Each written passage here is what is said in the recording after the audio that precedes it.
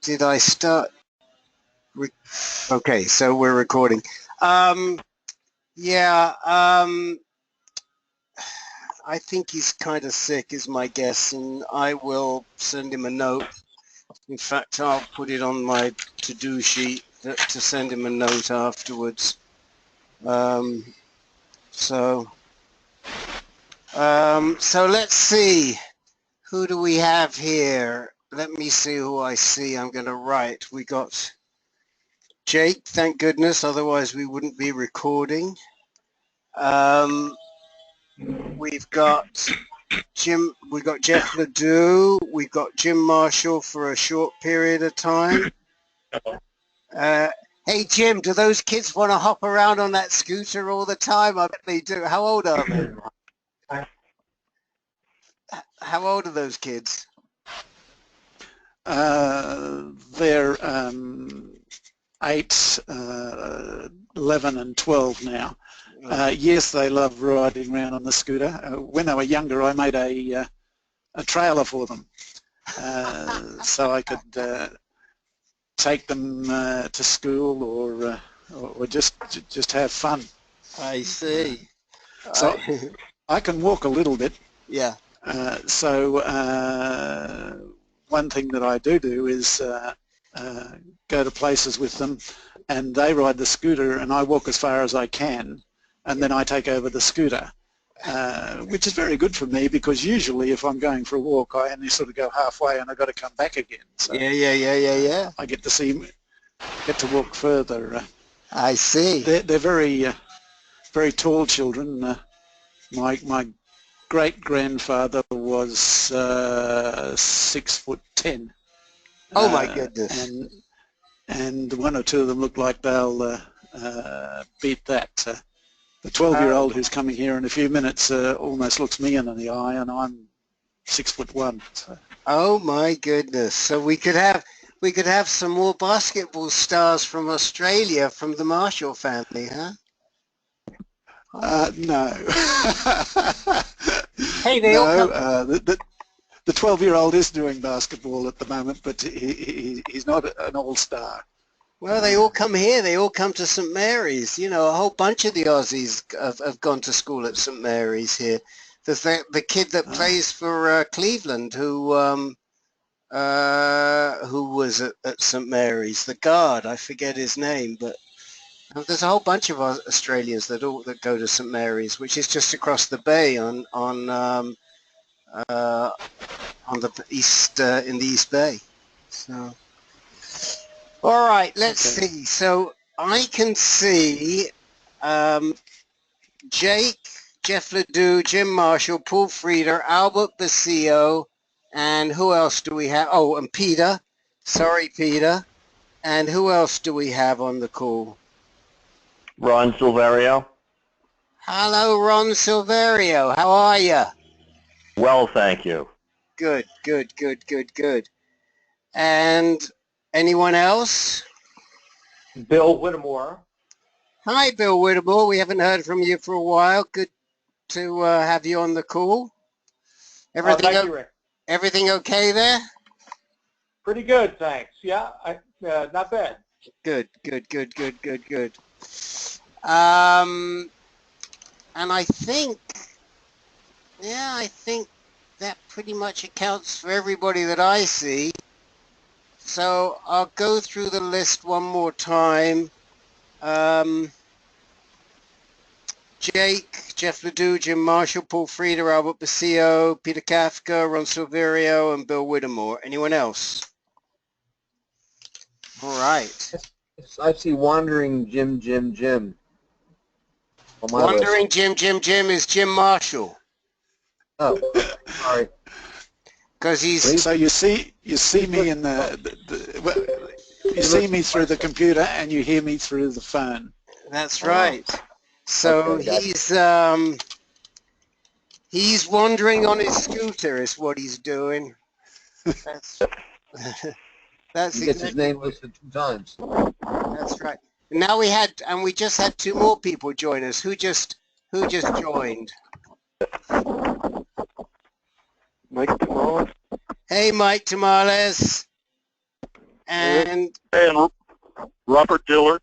oh, and hey, Robert. Good Hey, to Rick. good to hear your voice as well. Yeah, it's been a while. It has been a little while, yes. Yeah, I'm in trouble now, so here I am. Okay, so we only get to speak to you when you're in trouble, but that's okay. We'll sort you out. So that's Yeah, I know. that's good. Yep. Okay. Might be one more. There might be And- one more on. And who else is on? Anyone else? All right, so let me go down my list again and see if there's anybody that we've missed. Jake, Jeff Ledoux, Jim Marshall, Paul Freedom, Albert Basilio, Peter Kafka, Ron Silverio, Bill Whittemore, Mike Tamales, and Robert Dillard. Anyone else? I don't know if you can hear me, but I can hear you. I just dialed the number, and I'm not sure what I'm doing. I thought I'm listening. Okay, yeah, we can hear you. Who is this? My name is Sylvester Mann, M-A-N-N. Hello, Sylvester. I remember you from the PCRI conference. Welcome. Thank you so much. Okay. So, all right. So I think that we've got everybody. I've got to fill in some names here, which I will do momentarily.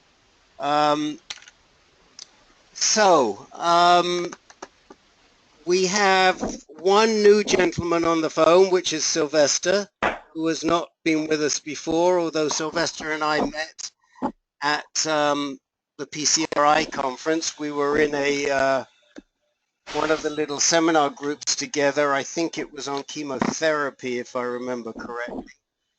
I don't remember. You probably are correct. It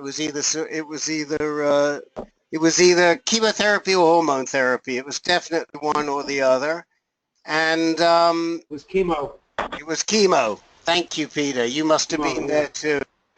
And as I recall, you live in Oakland, which San is Leandro. San Leandro. Okay. I live in San Leandro. Right, which for people who are in faraway places like Australia is just across the bay. From San No, it isn't. Francisco. It isn't across the bay. Yes, it is across the bay. It's just below Oakland. That's correct. Right? And Sylvester, if you are feeling comfortable, maybe you could give these folks a little rundown on your situation and tell us how we can help you. Well, I primarily am interested in what treatment after after metastatic cancer has set in. Let me give you a little of my history. Please. 17 years ago, I was diagnosed with an aggressive prostate cancer. My physician, both my urologist and the medical physician, suggested that I have a prostatectomy, which I did. 7 years later, my PSA started rising again, and my urologist had suggested that I have radiation. I went through that treatment, and since that time, my PSA has been stabilized. I went to my physician last week, and it's my understanding my PSA is now 0.01. And the only reason I remember what the numbers are is because I wrote them down. I don't usually keep up with anything. If the doctor say I'm good, I just take that at face value.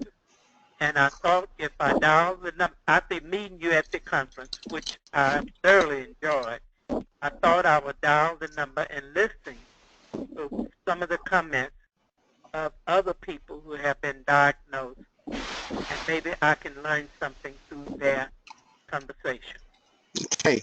So just fill us in a little bit more. First of all, how old are you, Sylvester? I am 77. 77. And are you on hormone therapy at this point in time? At this point in time, I'm not on any medication other than a atenolol for high blood pressure. I'm on 25 milligrams of atenolol daily. Okay. And have you ever, you said that you had a radical prostatectomy in 1999, and then in 2006 you had radiation. And since you had radiation, have you ever been on any medication? No, I have not. So if your PSA is now at 0.01, tell us what your concern is. Well, my concern was to learn that if there is a recurrence of my condition, what would be alternatives for me to consider for treatment? Okay. But at this point, you think that, I mean, it looks like you've had pretty successful treatment. Well, so far, so good. There are a few people on this call who'd like to be able to say the same thing, I think. So far, so You good. bet. No kidding about But I mean, I think that there are people that might even give their right testicle, if you wanted it, to have the 0.01 17 years afterwards. But listen, you're more than welcome to listen in. I don't want to discourage you. You know, you might be very discouraged with what you're hearing, because some of these guys are doing quite heavy treatments. But by the same token, you have a lot of if your disease should come back, and we hope it doesn't, but if your disease should come back, then there are a lot of options, probably starting with hormone therapy, which is the first place to start. Well, I do know this. When I was first diagnosed, the more I read, the more confused I became. And even at the conference that I've attended, I've been to, I think, about 4, if not 5. A lot of the material that is discussed as far as treatment and medication, I'm not at all familiar with. And I thought maybe if I started listening in on some of the conversations, maybe I could eventually acquire somewhat a knowledge of the different medications as well as treatment that comes with the medication. Well, I think that may well happen, and we hope it does. And in the meantime, you know, all I can say is good luck to you. And if you can share any of your secrets with guys who are on this call, I think they would be very anxious to know what it is you were doing right and how you were living such a good life that it never came back. That's what they want to know. Well, my big secret is this. Yeah. When I was first diagnosed, I had a wake-up call. I, at one time, was in control of diet, never taken a lot of vitamins, but I was careful on what I ate. But when I had my diagnosis, I decided to just live and enjoy every day. And I haven't given up a thing, although at the conferences, dieting and exercising and that sort of thing has been encouraging. But if I live only 2 more days, I hope to live many more. But I haven't given up a thing. If my diagnosis primarily taught me to start doing the things I want to do and enjoy doing them. Okay. And I hope I'm not discouraging anybody else that's listening. I don't think so. I think that's very good advice. I mean, people have often heard me say that living in the moment is one of the best ways to deal with this disease. And it sounds to me that that's what you've been doing. Would anybody, before we move on, would anybody like to say anything to Sylvester?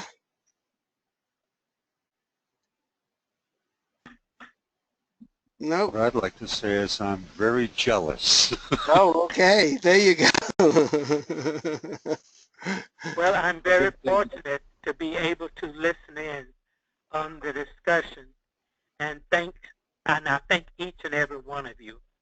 I really appreciate this. Our pleasure. That's Say keep on doing whatever you're doing, Sylvester. You're on the right track. That's exactly right. And so hang in there, listen to us. You're always welcome to join this call. Peter Kafka, who's on this call, will add your name to the other call that he runs, which is for men who are have just got diagnosed, or like yourself, are in a pretty stable situation afterwards. And I'm going to give Peter your email address right now. And so keep listening to the calls, and hopefully we can help you learn about this disease, but we hope that you'll never need the knowledge that we're going to impart to you. Thank you so much. Okay. All right. Let me see. We've had a few other people join us, so I'm going to run down the list one more time, and then if I've missed anybody, you'll tell me. So we've got Jake, Jeff Ledoux, I guess it looks like Jim Marshall has left us now, Paul Frieda, Albert Basile, Peter Kafka, Ron Silverio, Bill Whittemore, Mike Tamales, Robert Dillard, Sylvester Mann, Bill Burhans. Anyone else? Oh, Ron Shaheen. Sorry, Ron. Sorry, Ron Shaheen. Good to hear your voice. Anyone else? No. Okay. So I'm going to run down. I've got a couple of things that are on the agenda that I want to mention to you all. And I'm going to run down and see what you all have and what you would like to, who has something they'd like to discuss or they'd like to bring up today. I don't see Bill Franklin yet. He wrote to me that he wanted to talk about exercise, but doesn't look like he's on the call just yet. So let me start at the top. Jake, have you got anything for us today? No, I had a visit with my oncologist, but it was uneventful. I'm just waiting for my latest PSA. Assuming it hasn't gone up too much, I'm in good shape. Okay, so nothing you want to review from the appointment? No. Okay. It was very uneventful. Okay. Jeff Ledoux, anything for you today? Oh, do I have stuff today? Okay. We'll come back to you. All right, that'll be good. That'll be good. We'll come back to you. I'm just checking in. I don't need to know what you have, everybody. I just need to know if you need some time. Paul Frieda, anything for you today? Not tonight. I'm good. Okay. Albert, how about you? No, not really. Just going in the chemo, starting chemo on Thursday. The MRI and CAT scans came back, and okay, hold on. We'll come back to you. Okay. We'll come back to you for a report. I'm just checking in to see if you need some time. That way I know how much to allocate and who needs some time. Peter, anything for you? Yeah, I'd just like to do a quick poll on this insufficiency fracture business for a good buddy of mine in Napa. Okay.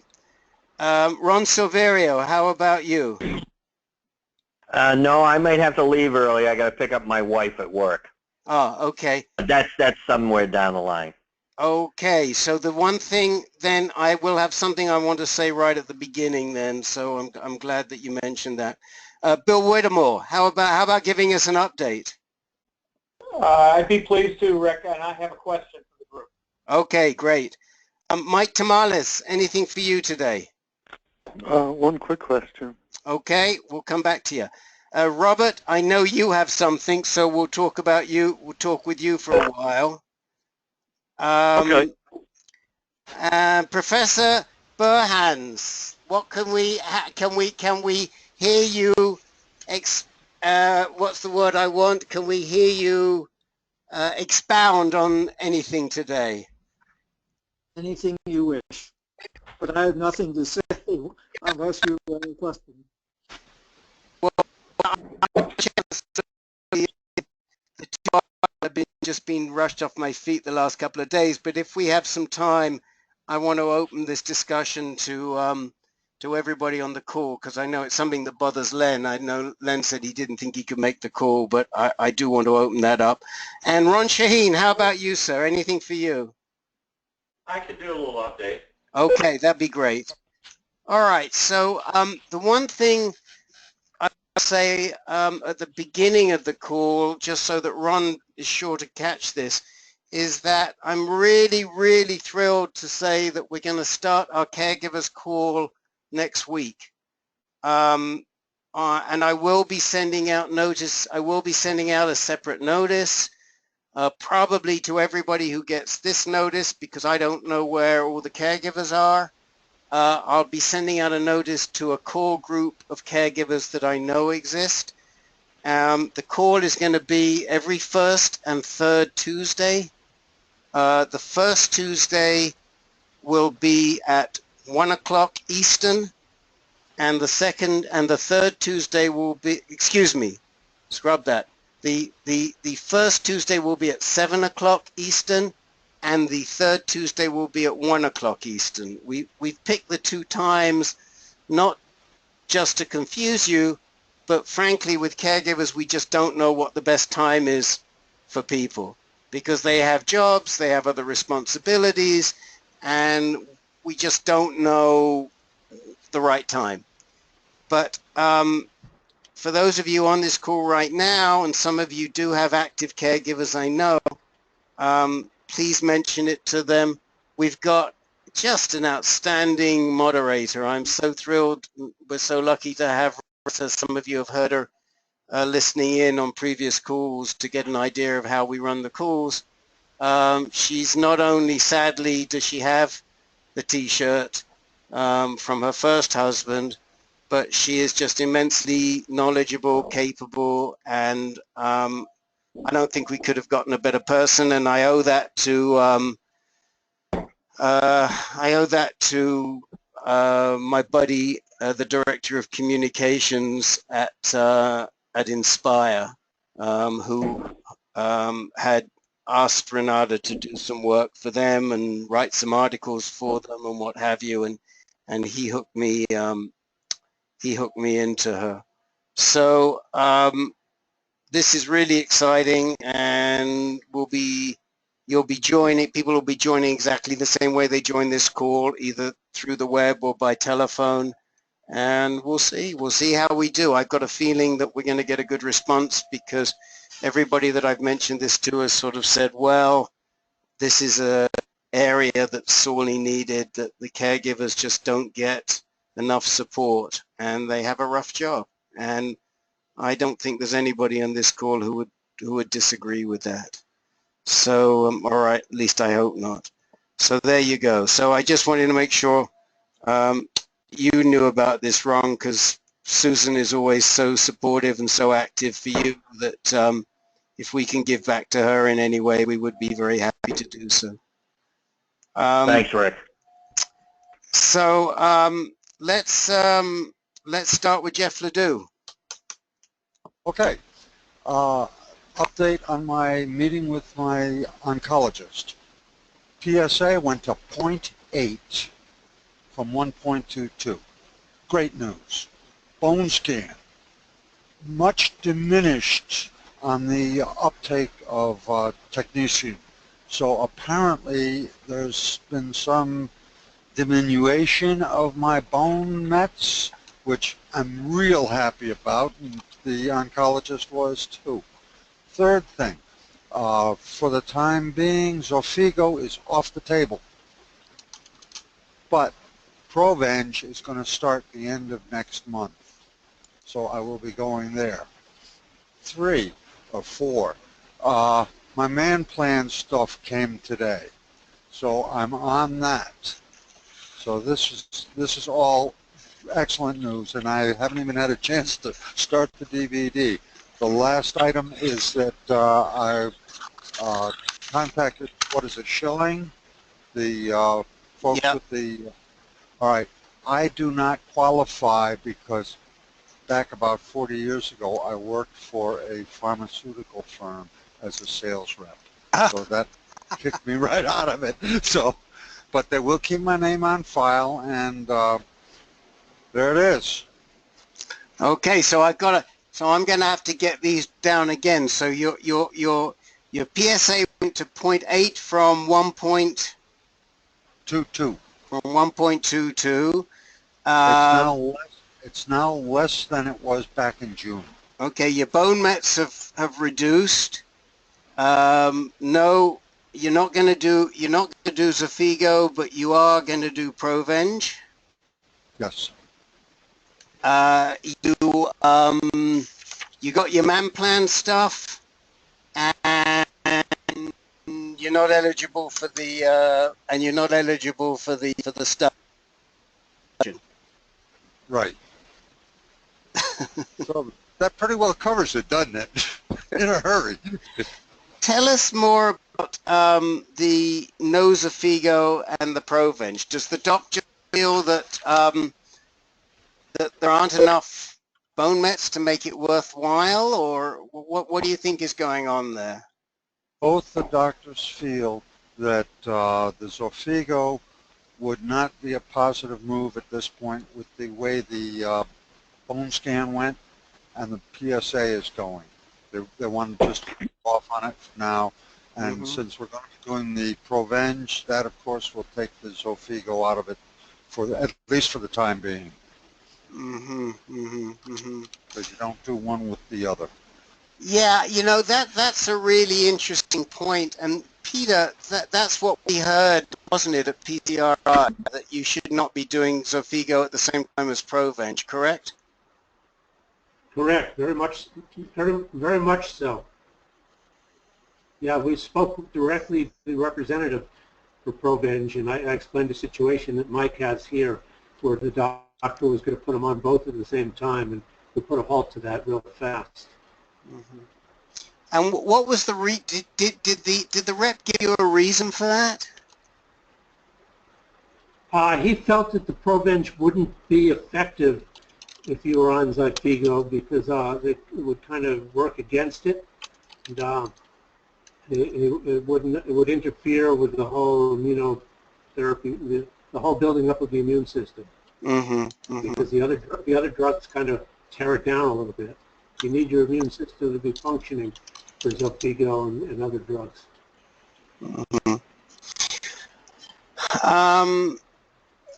Okay. Quick question. That's the impression I got anyway. Yep. Quick question, if I could. Yes. Did they mention a PSA?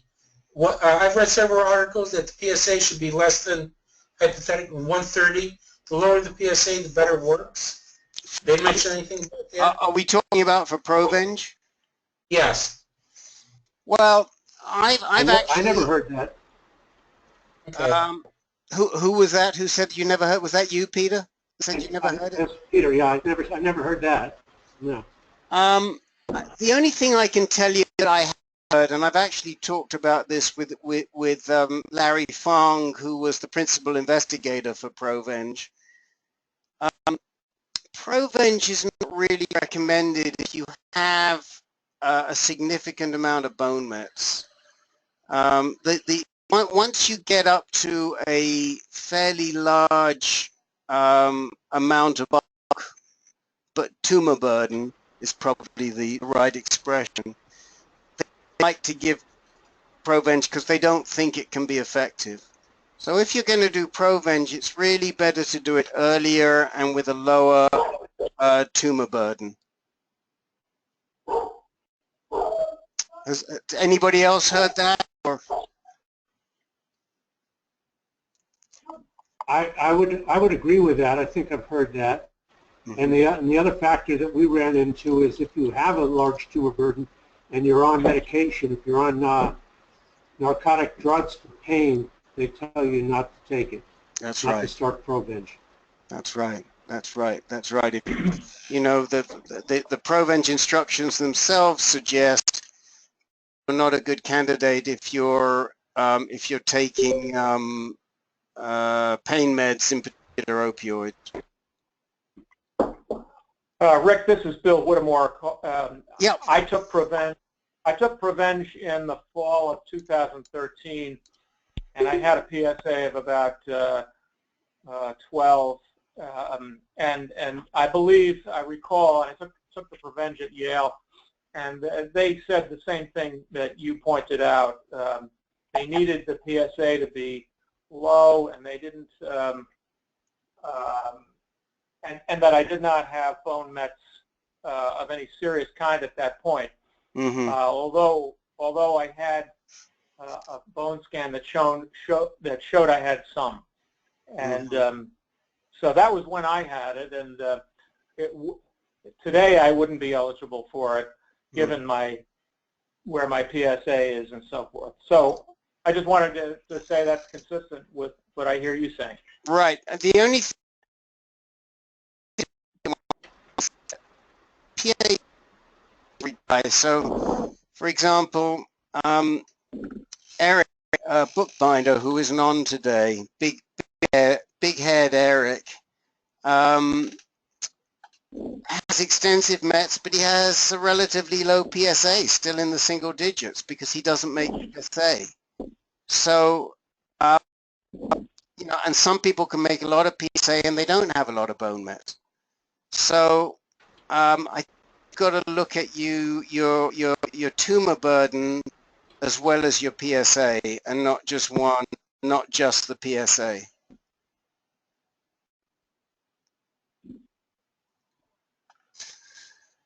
Okay, just, you know, since we met Man Plan, is there anyone else on here who signed up for Man Plan who's gotten their packet yet?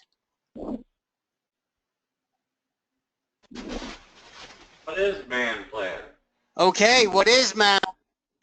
I'm so glad you asked, Mr. Shaheen, because you evidently missed one of my emails. So Man Plan would be something that would work wonderfully for you. Man Plan is a program started by AbbVie, who make Lupron, to help men who are on hormone therapy to exercise at home. So it is a home-based exercise plan where they will sign you up, send you a packet, and send you resistance bands and goodness knows what else. I'm just looking. Here's the brochure, if you would like to participate in it, send an email afterwards. I will send you a telephone number, and you'll call them up. You'll go to the website, you'll call them up, and you'll tell them that you're involved with cancer, and they'll give you a magic number. This is a pilot program. At present, in order to get the magic number, you basically have to get it through your doc, but we sweet-talked, Peter and I sweet-talked the lady who is running the plan from AbbVie at PCRI, and she agreed to do a pilot with us. And so far, I think I've got about 10 guys that are signed up. But if any of you are not exercising, then I really, somebody's got their volume turned up a little bit, and I'm bouncing back. Can you? Okay, let's try again. No, I don't know who it is, but somebody's got a high volume, which is why I'm getting an echo. So just, you know, turn your volumes down or mute. We've gotten rid of it. So whoever it was, thank you. So everybody on this should be doing some level of exercise. If for no other reason than you're all on hormone therapy except Sylvester, and hormone therapy is not is deleterious, shall we say, for both the muscles and the bones. And it's strongly recommended to do sort of weight resistance exercise and some sort of aerobic exercise. And what AbbVie said is we're going to help men do this. So if you're on hormone therapy, we want to help you, call us. So any of you on the call that would like to pursue the MAN plan, please let me know. Any questions on the MAN plan? Put me down, Rick. This is Ron Silverio. Okay, Ron, I will send you, I'm going to send you after the call, I'll send you the info, who to call, the website. The website is themanplan.com, but I'll send it to you, and then you'll call the number I'm going to send you and tell them you're from Answer Cancer, and they'll give you a magic number, and then they'll get the package out to you. Jeff, I think, was the very first person to sign up, so, and they told him it would take about 2 weeks, so they're pretty much on schedule there. Sounds good. Thank you. That too, Rick. Jake. Is that you, Jake? Fabulous. Thank you, Jake. Wonderful. That's I think exciting. he sent it to me a month or so ago, but I probably got lost. I'll send it. I'm happy to send it to you again. Thank you. Okay. And if anybody else thinks about it, decides they want to participate, give me a call, because it's really worthwhile. It's easy to do at home. And they've got people calling in they've got people that will call you to encourage you, to help you, and to work with you. So I just think it's a great idea. How about it, Mr. Shaheen? I see you're closing your eyes. You're not looking at me. Well, I'm not on hormonal therapy. I'm on chemo. And but I don't know, I cut back on my walking because I'm so wiped out. So I don't know how good this would do for me. But aren't you still getting it? Yeah. No? Okay, I'll sign up. You are, see? All right, I'm sending you. You're getting Send me it. the info. I'm sending you the info, and think about signing up. It really can't hurt until you especially with all the chemo and the fatigue and everything else, it really can't hurt. It's like chicken soup. Okay? All right. All right. Okay, so let's keep moving now. Albert, you're up. Sure. Okay, just a little brief background. I got off of Xtandi about January timeframe with a PSA. I had a PSA before that of like 0.01, 0.02 something. And the slowly started going up. Got on chemo, the Doxetel, and the Doxetel didn't do anything for me except make me lose my hair. No nausea or anything like that. We went to Expigo, is it? And prednisone and Zytiga. PSA, make a long story short, as soon as the cancer saw that, it just spiked right up and said, hey, give me more of this stuff. So I'm at about 230 right now, 250. And we're going to start the chemo this Thursday. Hopefully it's going to do something.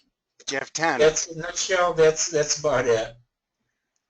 Right. So just to clarify, you're starting Jeff Tanner, which is cabazitaxel. The one that you did first of all was docetaxel Taxotere. Is that right? Yes. Okay.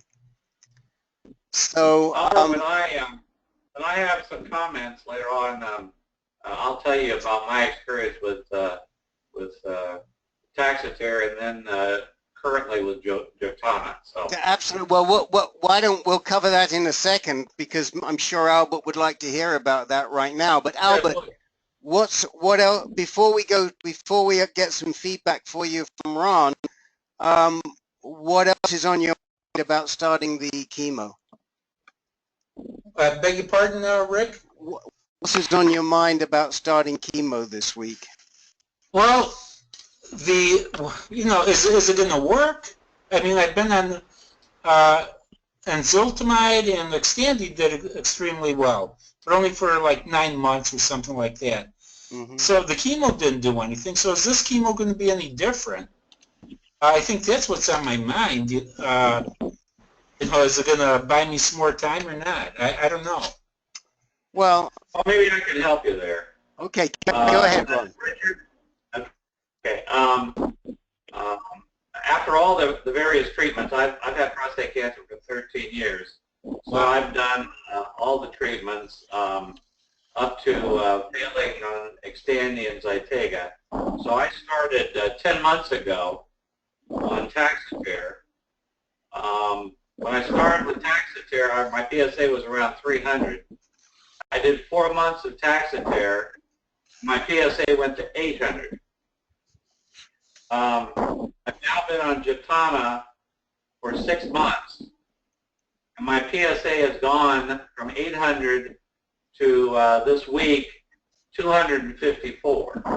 Okay, what was the last one, Ron, they took? Jeptana. Well, it went down 154 points to 254 is where I am right now. Okay, So what are you taking? Jeptana. Oh, the same thing I'm going to be on? Yes, yes. Okay, well, good. Yeah, I mean, I'm very positive about it, and basically the Taxotere did nothing for me.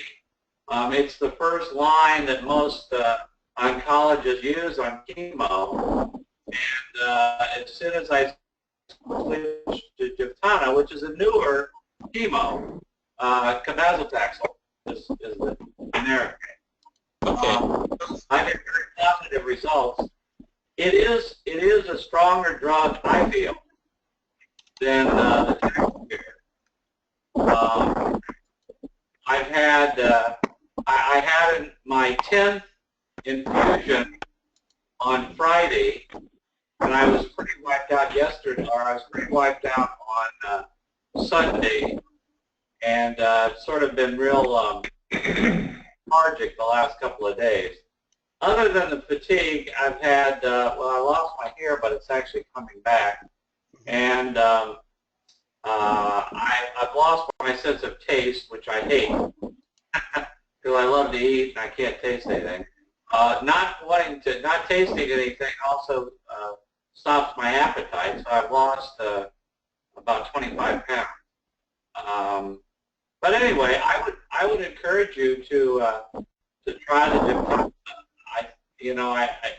If you didn't have too much side effects from Taxotere, you'd probably be fine with Jeptana. Okay.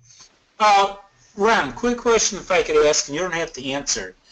Sure. Now, when you had a PSA like 800, did you have any pain or anything? And did this Taxotere bring it down any? You know, if I hadn't started listening to this show with Richard, I'd have been scared shitless.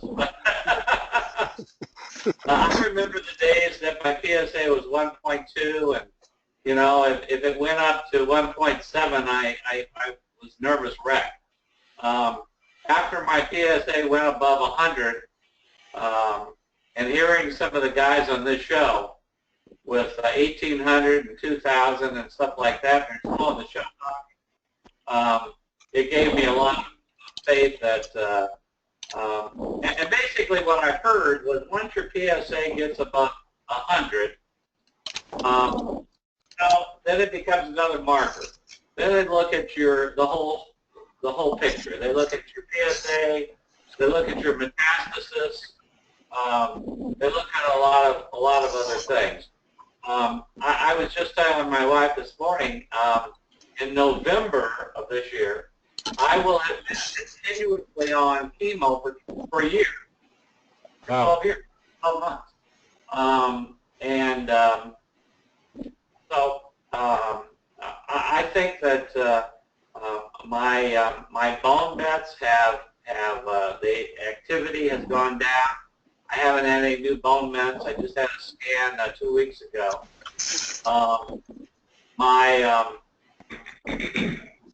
Help me out. What's the blood test for bone activity? Alpha Alkaline phosphatase. Yeah, alkaline phosphatase.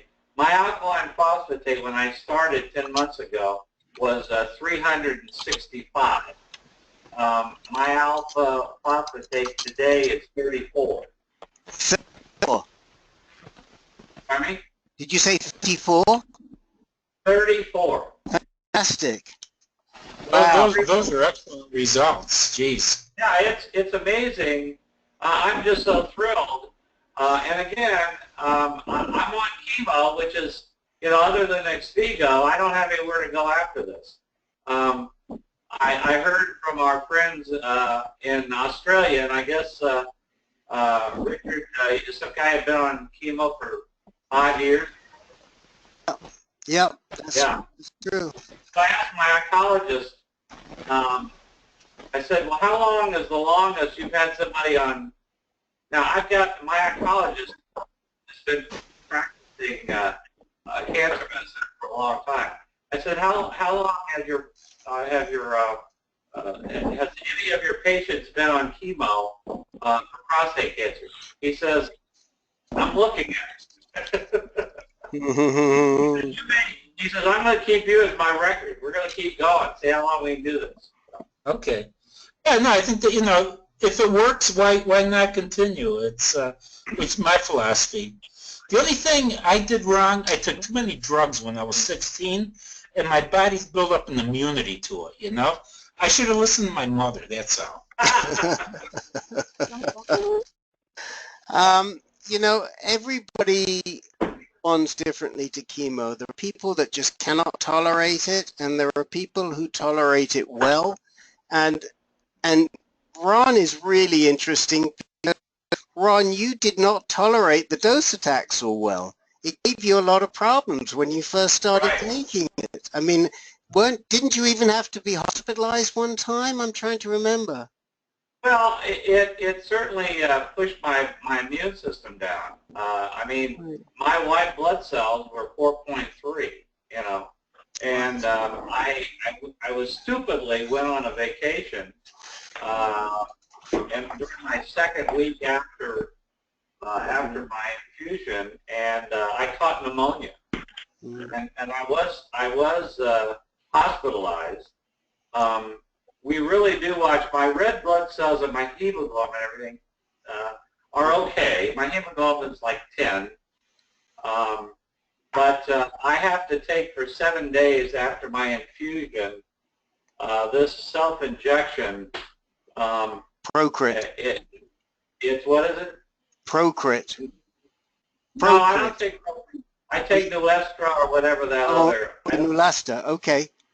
Yeah, I don't take Procrit. Okay. I take Neulasta. Neulasta, okay.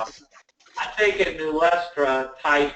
It's a different name now. But Right. But I have to take that for 7 days following my chemo to make sure it keeps my white blood cells up. Now, my white blood cells now are about 6.5, 6.8, which is on the low side, but it's not bad. So, I'll be taking mine the day after. One infusion, one shot the day after. I don't know what. You don't take multiple shots? No, right now they have me scheduled for one.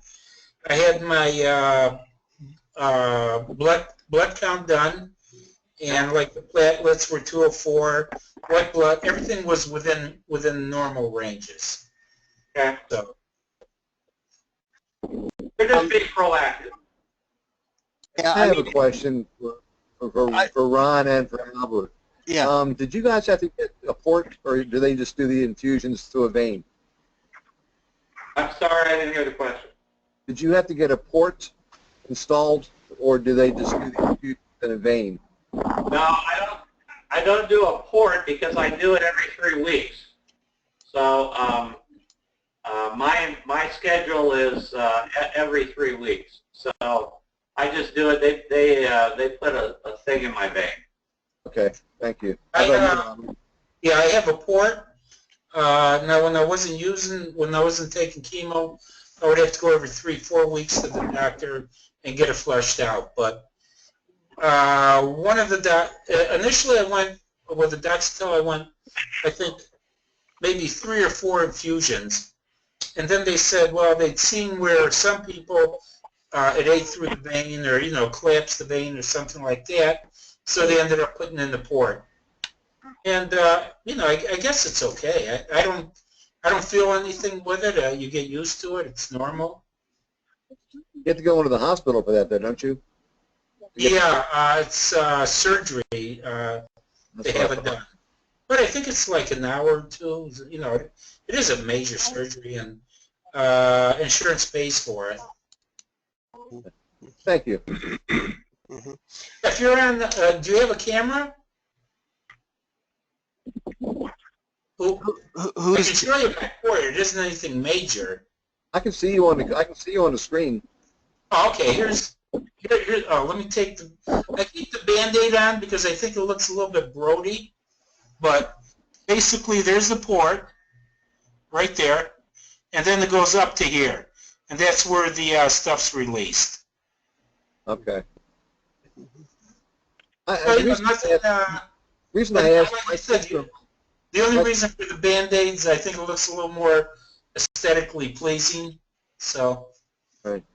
The reason I ask is I'm not to that point yet, but my sister-in-law had a port, and she had all kinds of problems with it. She got infections, and she had a lot more problems than she probably should have. So I'm a little bit leery. So I like to go Ron's route if possible. Yeah, I would just say if I was doing infusions every day or every couple of days, I would probably go for the port just because of simplicity. But to me, every 3 weeks, now they do it in my hands, and sometimes, see this is like black and blue there. That's because I was at Kaiser, and for the first time, I had 2 nurses come up to me in an infusion center, very nice infusion center, and I learned that one was a trainee, and she was the one who was doing the, inserting the little connection there. Well, after 3 tries, I told her, I said, don't train on me anymore, guys. So I had the RN come in, and she immediately, we went to the other hand, and she did it. I mean, generally, it's a non-painful situation. Okay. I just might add, this is Bill Whittemore. I'm having a port installed tomorrow, and I'm taking docetaxel every 3 weeks, and they have real trouble finding a good vein for me in my hand anymore. Yeah. I've had 4 infusions, and so they've recommended it, and I'm grateful to hear the reports, pro and con even, on it, just so that I'm a little more informed. That was my question I was going to ask later. I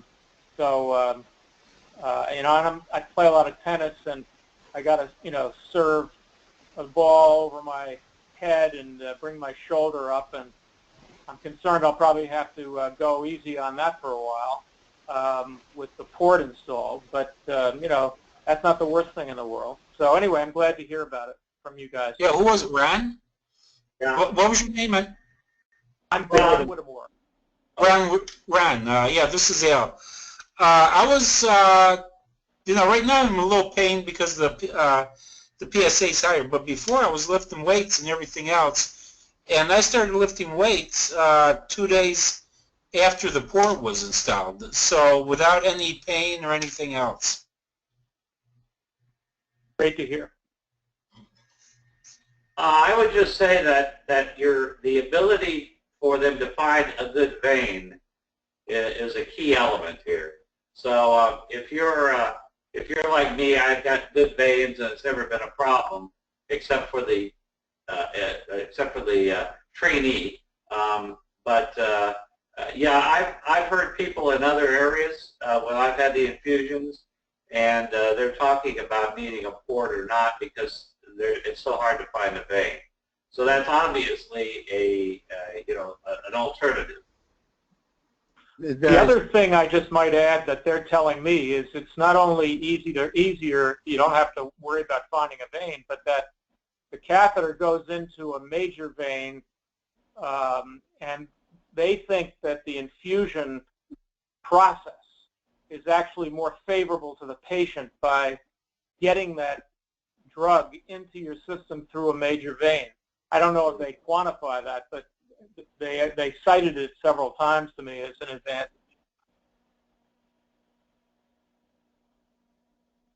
This is Bill Burhan. Al, I think you said that you play a lot of tennis, and was that you that said that a few minutes ago?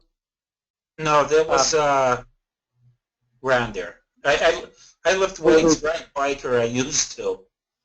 So. Okay, I had a port installed when I had Provenge treatment a couple of years ago, and I asked the clinicians if it was okay to go cross-country skiing while I had it installed, and they came back with the answer, no, nada, nine, yet.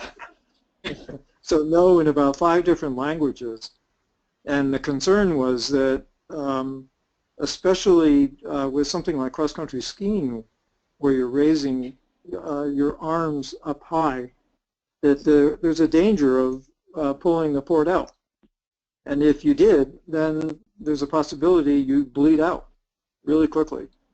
Okay. And so I'm not, I think anybody that has a port and is planning to do some heavy-duty exercise, I think it might be a good idea to check with your clinicians to make sure that it's okay. Okay, thanks for telling us. Cross-country anyway. Yeah, I hadn't heard that, but okay. Can I just stick one small thing in? I happen to hunt, and I carry a shotgun. And they told me when they were talking about a port, no, I don't think we'd better do that because you'll blow it apart.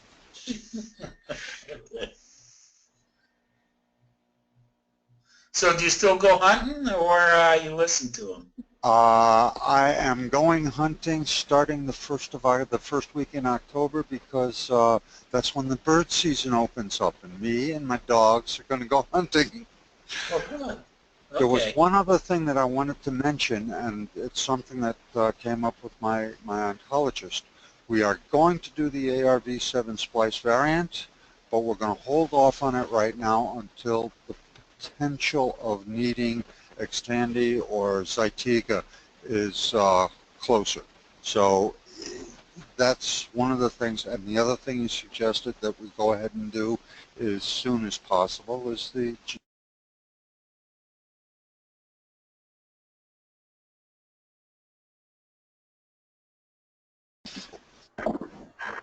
I'll shut my mouth. That's okay, guys. I just realized that my my microphone packed up again. It did the same thing last week. It works, and then all of a sudden it goes. And then I wonder why you guys can't hear me. So now I know why. A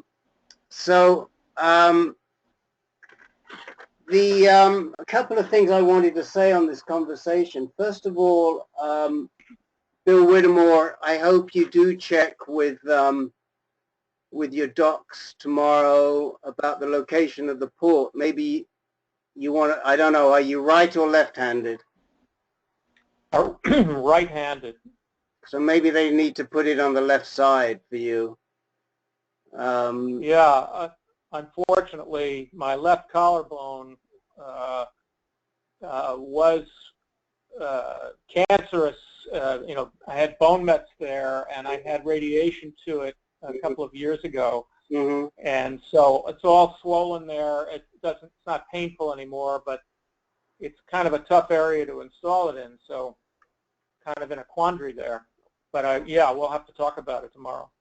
Yeah, I mean, there may be other spots as well that they can put it, apart from the top of your chest. So chat with them and look at the alternatives. But I think that advice from Professor Bill is probably worth bearing in mind when you go to talk to him tomorrow. Yeah. I wanted to also say that the drug that you're taking, Albert, afterwards is probably Neulasta, and I think the drug that Ron's using is Neupogen, which is a similar drug to Neulasta, but not quite as expensive, so Kaiser likes it better. And it might be that that's why you're only getting one, and Ron's taking it in a different quantity. I see. Okay. So that's Yeah. This thing is called Zalexio. Zarzio, yeah. Okay. Yeah, and of course, I always believe that Kaiser's looking for a lower cost alternative. So they moved me off of the brand name to this thing, which is the same chemicals and stuff. That might be the reason. The other thing that I wanted to say to both of you is Jeptana is not the end of the road. I mean, there are other drugs that are coming through. There are other things that you can be doing, and you've heard me say many times, and I know we talked to Albert about this last week, that now's a good time to get your tumor sequenced and take a look and see whether you have any actionable genes. Not everybody does. Frank Kelly, unfortunately, came back. He didn't have an actionable gene, at least not at this time. But I'm really big on the concept of, for men with advanced prostate cancer, of getting their tumor sequenced, ideally with a recent tumor tissue sample, but if not with a recent tissue sample, then with a liquid biopsy. And maybe I should ask, since we've got Bill on the phone, Bill Burhan's on the phone. Maybe Bill, you want to add a few words on that, and maybe we can even talk just a fraction about this. The opportunity to use your prostate for a biopsy, and whether that's appropriate or it isn't appropriate. But go ahead, Bill. I'm not sure what I can add to what you said, Rick, other than to emphasize that it is really important for anyone with advanced prostate cancer to have their tumor genome sequenced. The recent studies indicate that somewhere around 80 to 90% of all prostate cancer patients with advanced disease will have actionable mutations. So this is clearly, an avenue for possible treatment that everyone in our boat should be exploring. So, I don't know whether you talked about it with your docs, and I mean, I know that you can do it through Kaiser. You've got to push them, but you can get it done through Kaiser. I just want to encourage you to do it. You don't know what you're going to find, and Ron, you're doing great on your Jeptana, but who knows what could be there. Yeah. I mean, look at Bill. Bill didn't tell us that he's been taking olaparib for an actionable gene, and his mets have melted away. So far. And we knock on wood, and we pray that this will, hang in. But I just really want to encourage you guys. And here's the thing. The doctors, some of the doctors are just not up on this. And that's not a criticism of the doctors. It's because this is so new. And if we have to be the ones that educate the doctors, so be it. But don't have the doctors push you off just because they don't understand it or they don't know it. We can educate them on it. But it's for people that have certainly have failed one and chemotherapy and failed Xtandi or Zytiga and are looking at other alternatives. You should be getting your tumor sequenced. don't want to see what happened to Trevor, God rest his soul, where we just did it too late.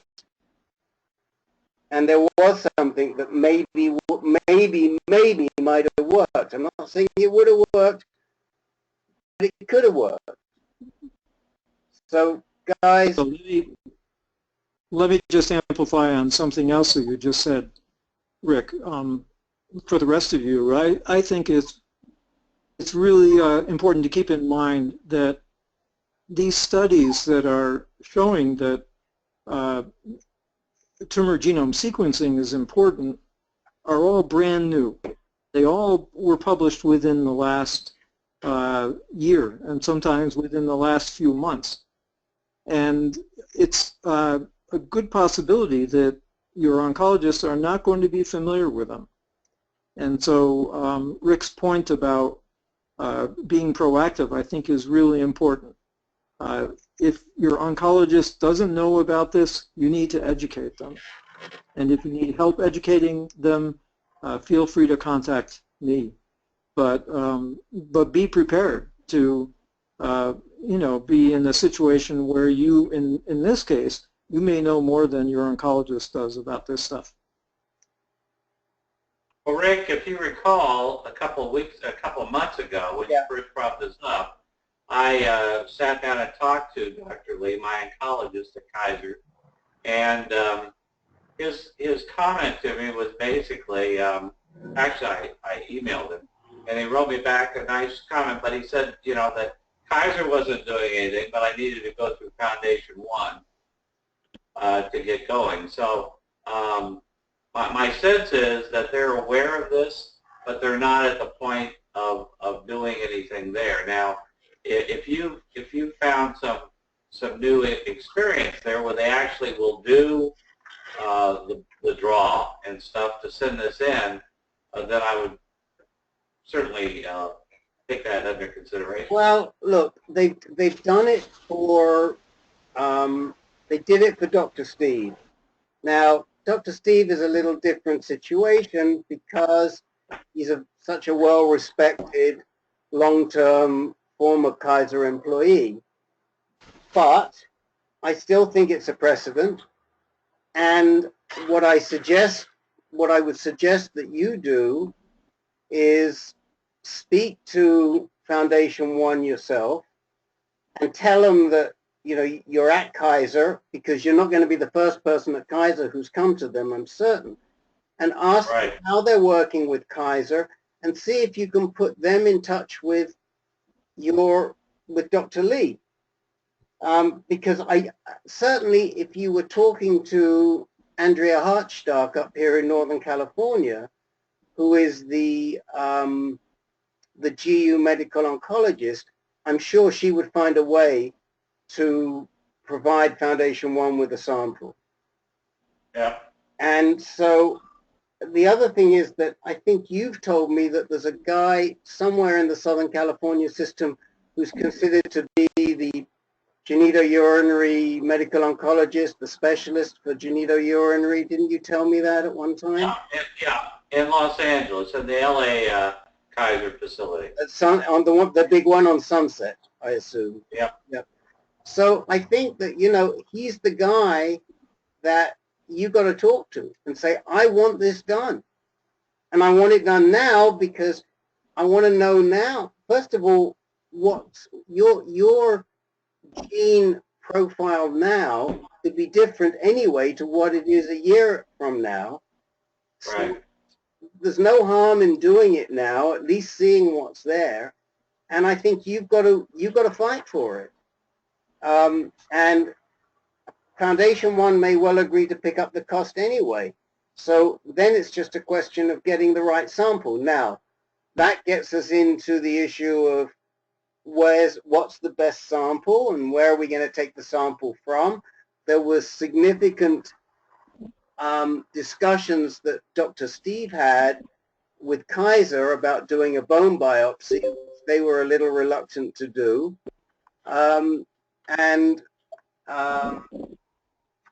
They, in the end, Steve had a liquid biopsy sent to them last week. which is easy enough to do. I mean, I think they have to send you the kit. I think that's what happened.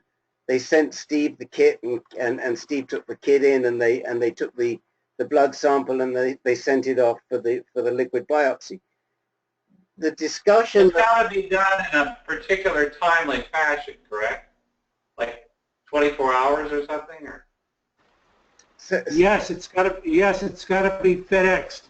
There's very specific instructions for it. It's got to go overnight or the same day. Okay. It cannot be over a weekend. Right. It says specifically, do not get it taken on a Friday because they won't get it in time.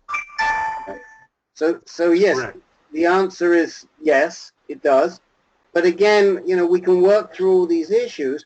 But the first thing is you've got to get Kaiser saying, yeah, we'll work with you to get this done.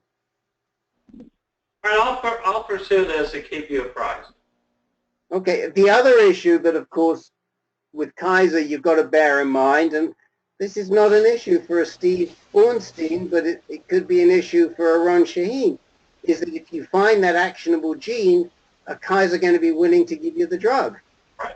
I know, that's... And, you know, who was I speaking to I was talking to somebody just recently. Oh, I know who it was. Peter was telling me about somebody who's getting olaparib. And he's got some financial aid to get the olaparib, but he was a Kaiser patient, this person. He now is at UCSF. But, you know, it might be a fight.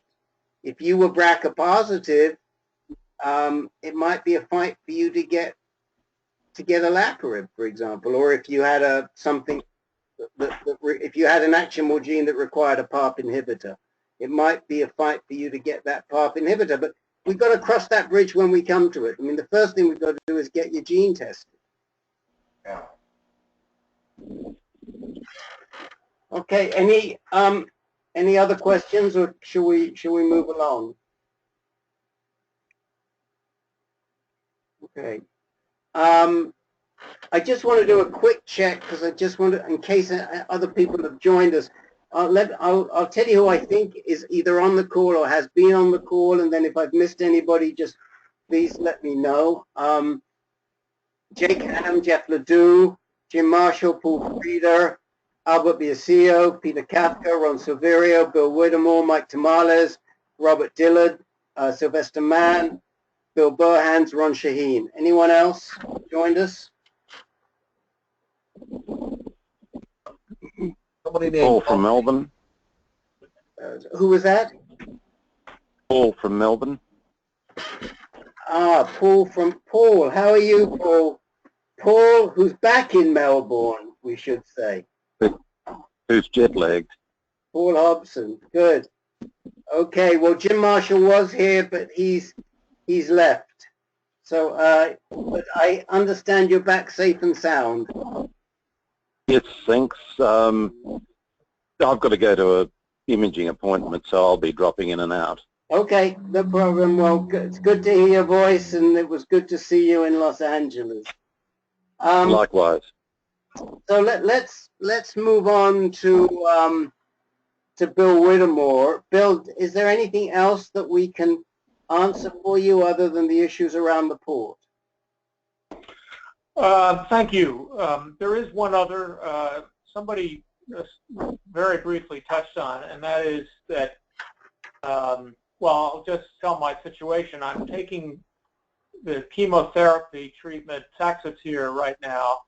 I started in late June.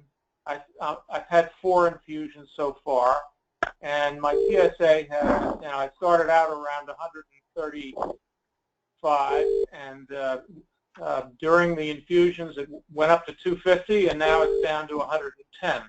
And the doctors told me that it could go up before it would go down, and indeed, he was right about that, and hopefully it'll continue to go down or be stable, and it'll be a good thing. My question, aside from the port issue, is what are the signs that I would need to go and have another set of bone scans, or determine if my tumor has spread or there are any trouble spots that I might be blind about otherwise. And my oncologist said, well, we need a few more infusions probably before we would think about taking a look. And you don't have any pain, you don't have any signs of symptoms that would suggest you need to go now and do that. And so I'm just curious if others have perspective on that. This is all going well so far, but at what point did Ron or any of the others go and say, I need to go have another scan? And one last footnote to this, I asked my radiation oncologist about when to have the next scan, and their answer was similar to my oncologist, but she said, well, if you're curious and you feel like having the scan right now, just to take care of your curiosity, well, let's do it. And I said, well, I'm not that curious, I mean, if I have to have it, or I should have it, so that we can get ahead of, say, a cancerous vertebrate that gets too close to the spinal cord or something like that, absolutely, I would be in favor of let's go do it. So I'm looking for anybody's perspective on while you're on chemo, when do you do your next scan? So let me just I just want to go over your numbers one more time. What was your PSA when you started docetaxel? In June, my PSA was, let me pull up my chart here so I know exactly. In June, it was, excuse me, one sec here. Take your time. 139. And then you said it got up as high as 250, and now it's back down to 130. Was that right? Now it's back to 110. 110. Okay. And when was the last time that you got scanned?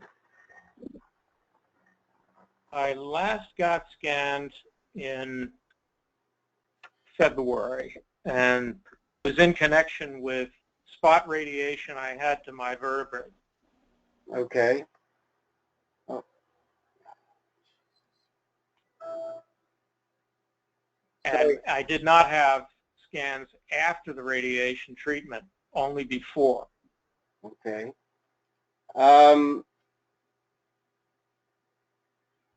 So I can maybe throw a little answer out to that, because I had a bone scan when I started in November of 2014. I had another bone scan in February, about almost all the way through the docetaxel.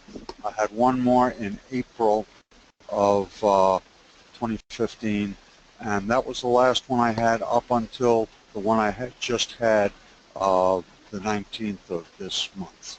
So that's the progression that I went through. PSA right now is doing very nicely. Thank you very much.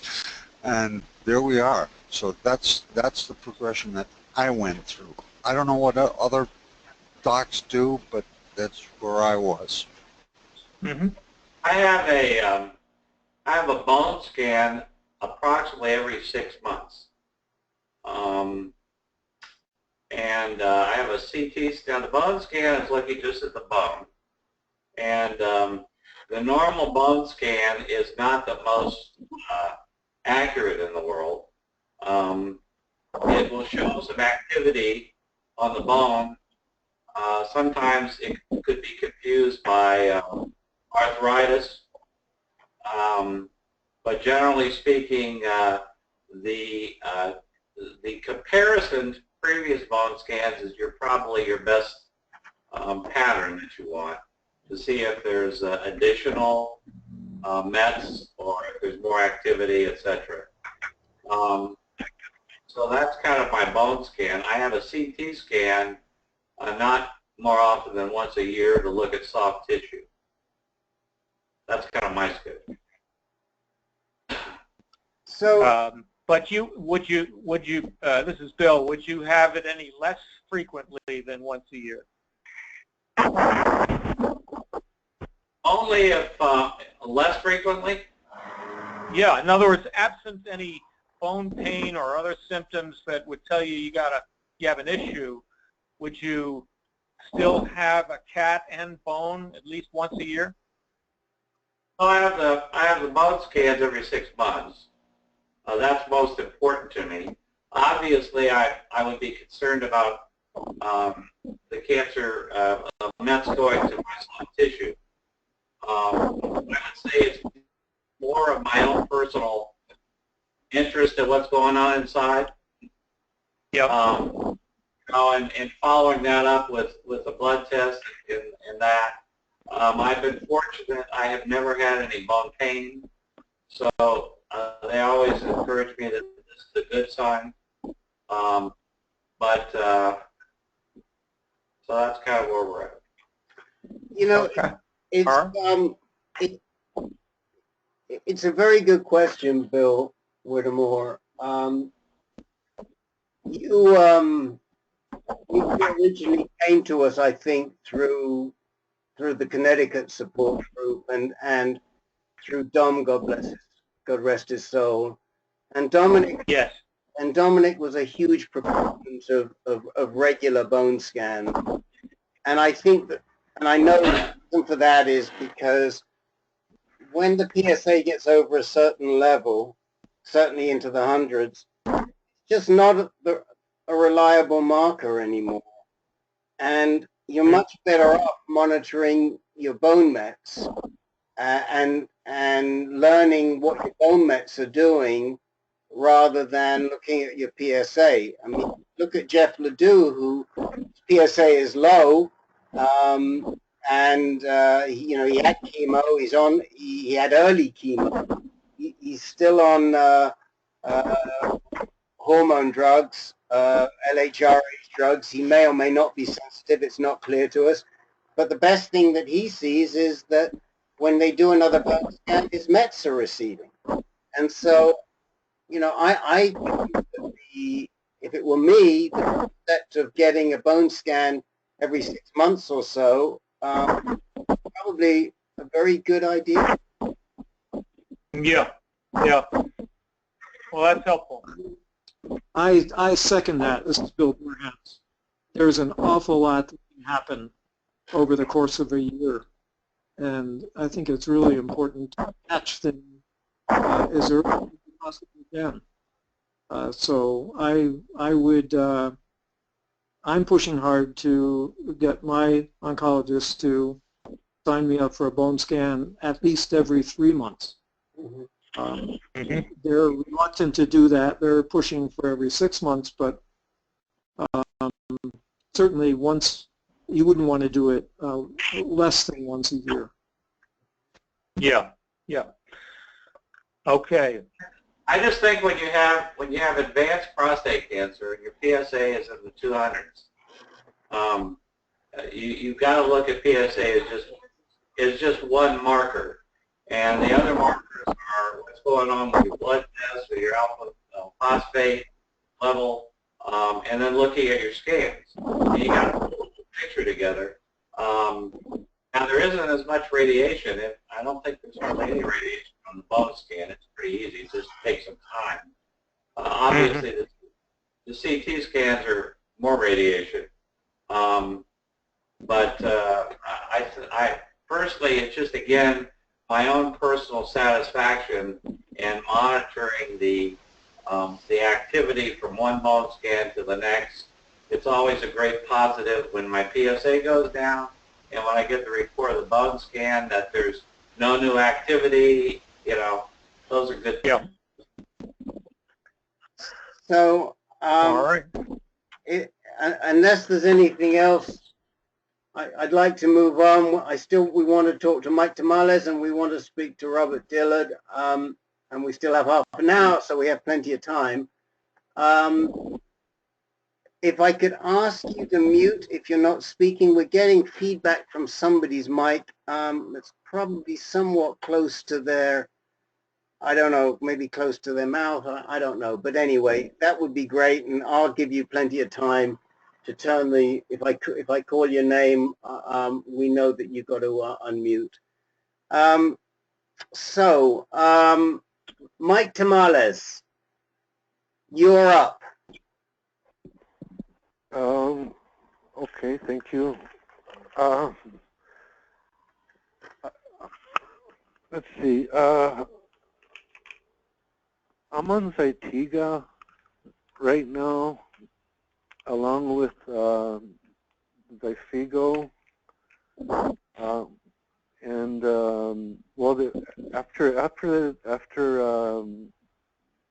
they took me off the Casodex, they put me on the Zytiga, yeah, and my PSA started going up, and then they gave me the Zyfigo. But if the Zytiga is obviously not working, why am I still taking it? So I guess the reason is because it's not obvious to your oncologist that it clearly is not working. I mean, just give us your PSA history since you started the Zytiga.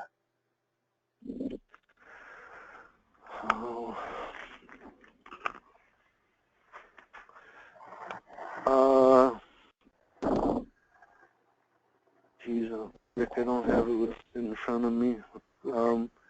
It went from like 30 to 50, and now it's up to 70. Okay, when did you start the Zytiga? Was it around? I think it was around April.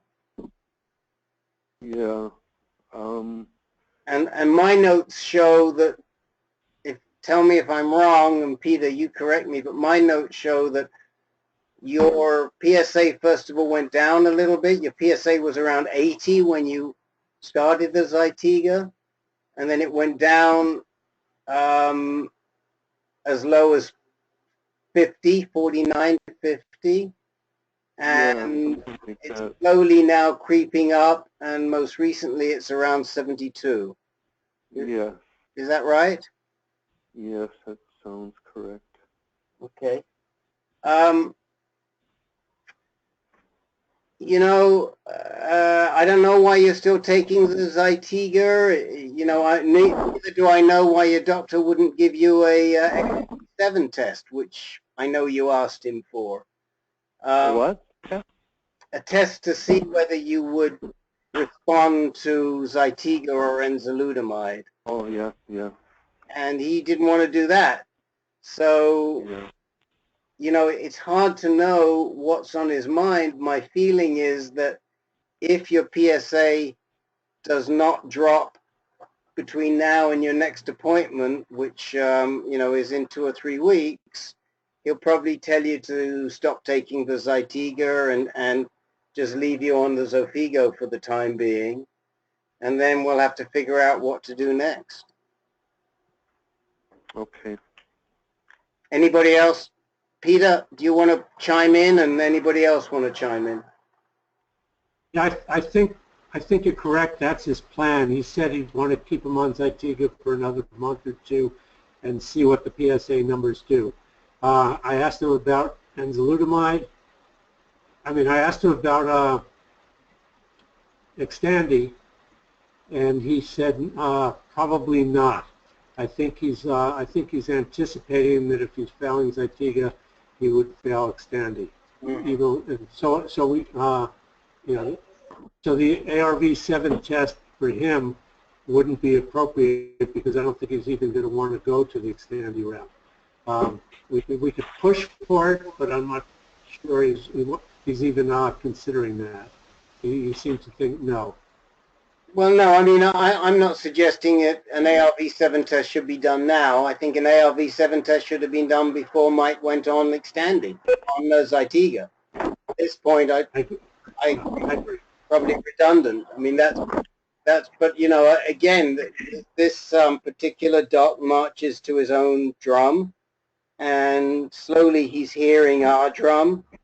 But it's hard for me to tell you what's on his mind, Mike, because he doesn't really respond like most other docs that I've known treat men with advanced prostate cancer.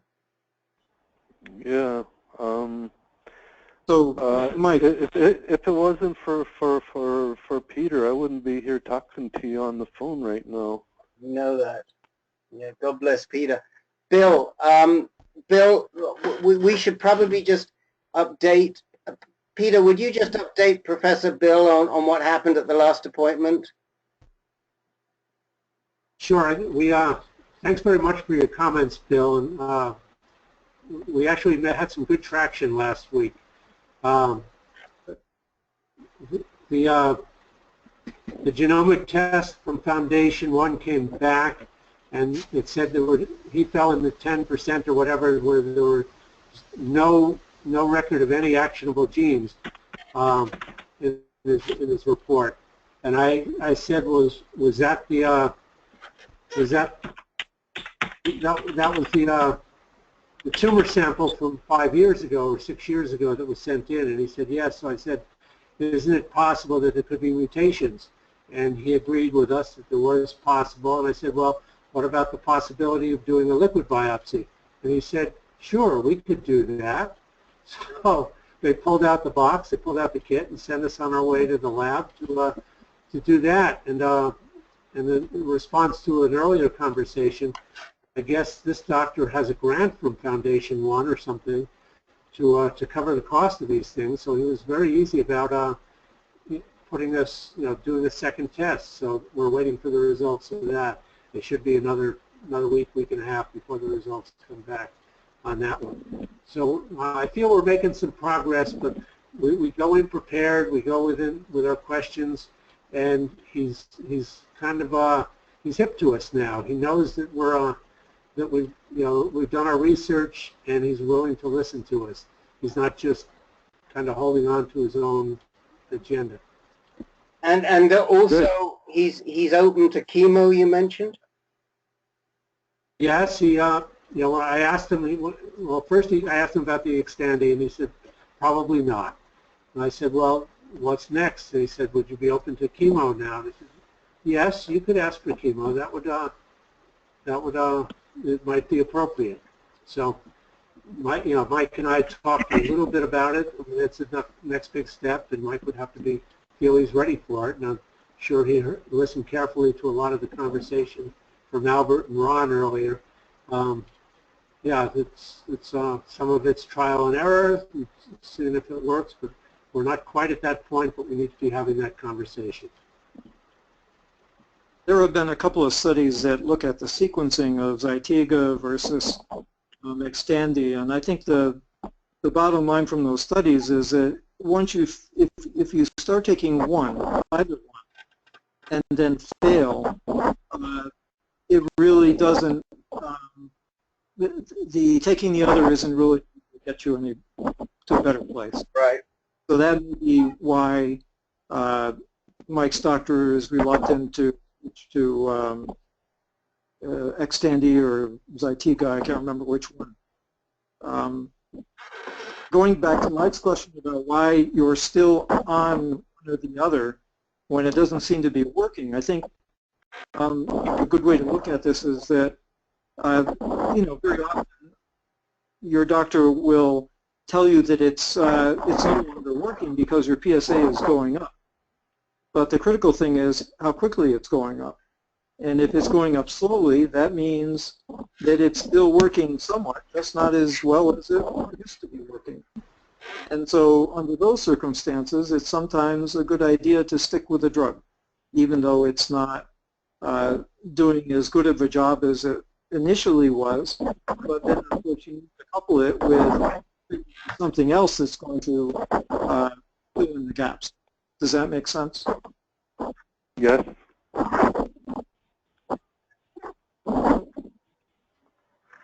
Yeah, it also makes sense in terms of Lupron.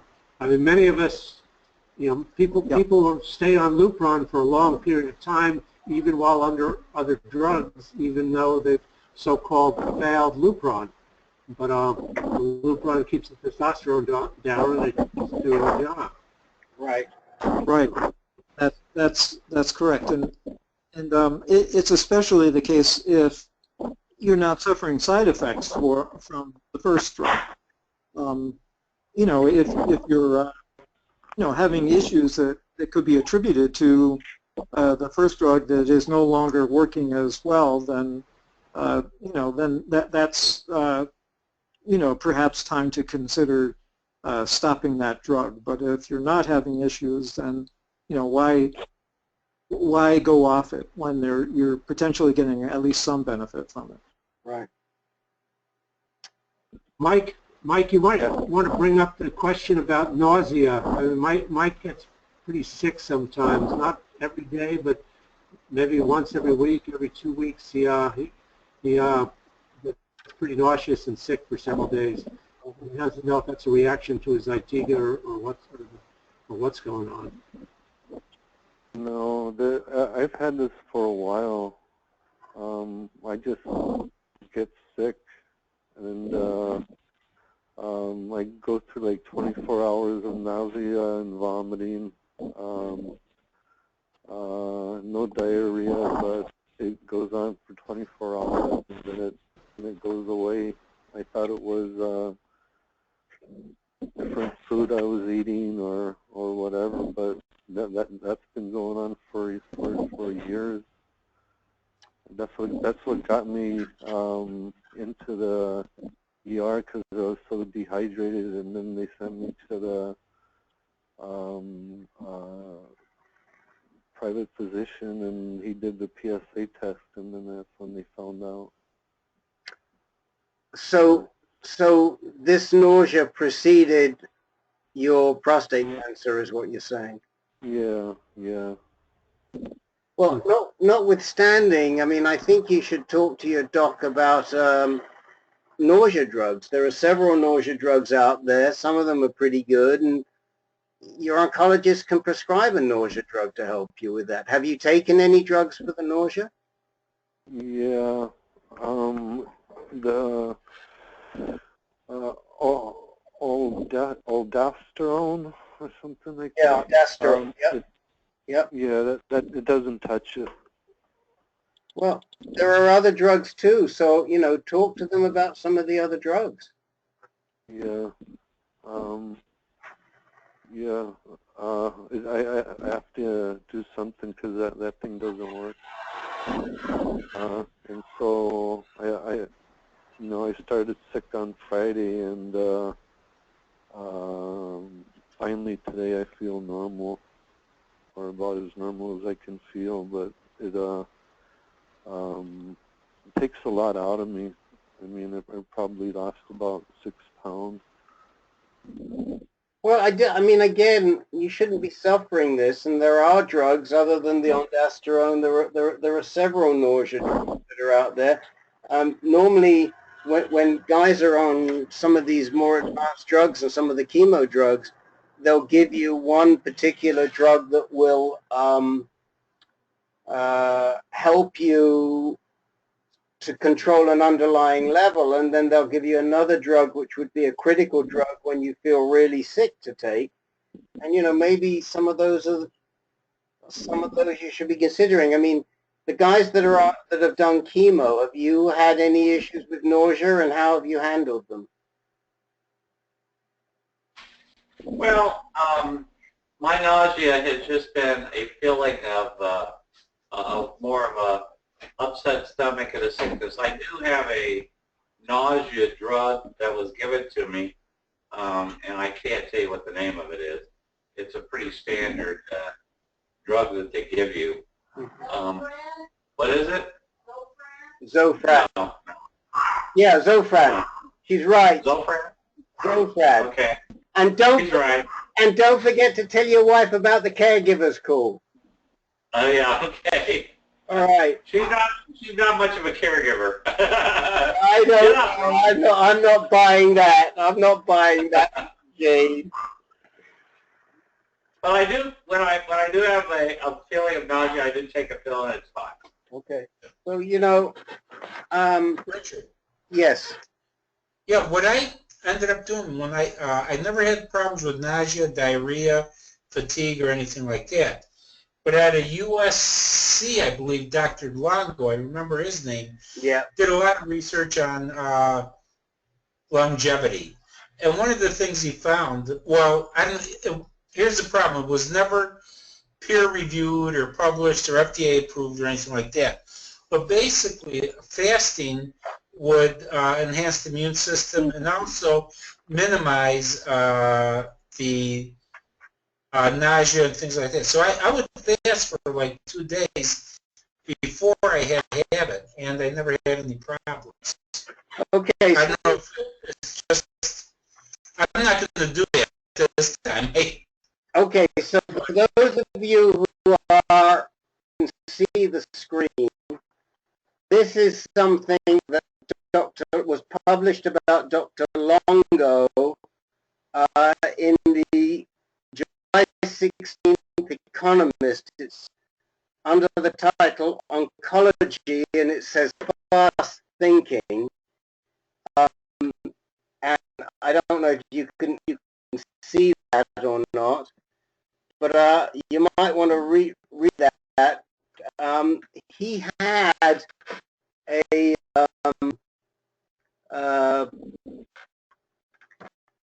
stand, a booth, a PCRI, and he was pushing some foods, or USC is pushing some foods to take before and after, and they're also pushing this fasting. So the doc's name again is Walter Longo, Longo, and he's getting some more traction. So again, something Bill Whittemore you might want to just look into. I'm not recommending it, but it is a theory out there that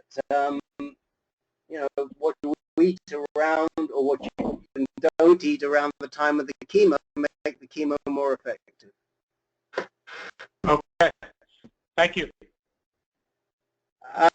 So I want to move on to Robert Dillard, who's been very patient waiting. Robert, you still with us? I'm still here. Go. And Robert and I have known each other for a while. He's been on this call before, but not for some time. And I got an email from him this week because it looks like maybe his PSA is starting to rise after treatment back in 2013 and 14. So why don't you give an update, quick update, and tell the guys, ask the guys what their opinion are as to what you should be doing and where you should be going. Yeah, Rick, you kind of know where I am, and I guess I feel a touch out of place with all these guys, but I was diagnosed in 2013, and I had a small 4+3 tumor and a small 3+3 by, was a trust needle biopsy. I had no MRI, 3T MRI scan, which I asked for, but at that time, where we are in North Carolina, the urologist said it probably wouldn't be covered by insurance, so I didn't push it. Come to find out, it would have been covered if he had authorized it. But anyway, I went down to, being in North Carolina, I went down to Duke University, and I had consultation with their top surgeon and top radiation oncologist there, and so anyway, bottom line is I elected IMRT radiation. And I don't know if any of the guys on the call here if their treatment was radiation and not surgery. So yes. Okay, go ahead. Anyway, I had IMRT, and 12 months Lupron.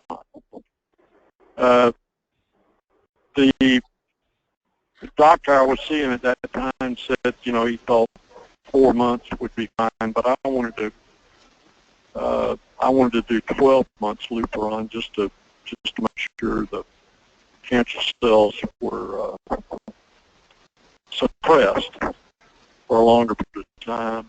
And so anyway, after the Lupron wore off and after IMRT, I had a PSA of like back then, 3 years ago,